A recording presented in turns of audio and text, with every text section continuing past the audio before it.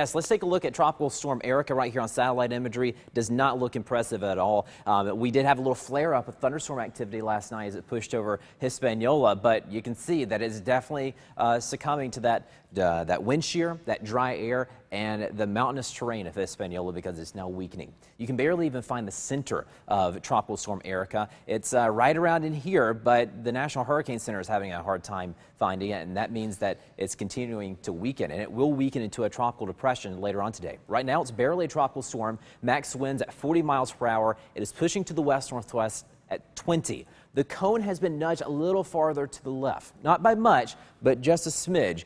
You can see that once we get into later on today, by the 2 o'clock update, we are looking at a depression. The depression will push across southern Cuba, and once it gets into the Florida Straits and the eastern Gulf, it will start to regenerate. That is, if it survives the track over the next 24 hours. It will begin to regenerate because the atmosphere is a little more conducive over here in the eastern Gulf. 40-mile-per-hour winds once we get to 2 o'clock Monday morning, and that's the reason why it will start to be a tropical storm yet again. The big takeaway right now is that our entire viewing area is out of the cone. But that doesn't mean we're not going to feel any impacts from Tropical Storm Erika. If it's right out here, we're still going to feel some impacts. The outer bands will impact us, give us some heavy rain and some gusty winds over the next couple of days. In terms of rainfall totals, we're thinking about 3 to 5 inches across Palm Beach County, 2 to 4 inches up here across the Treasure Coast with isolated higher amounts.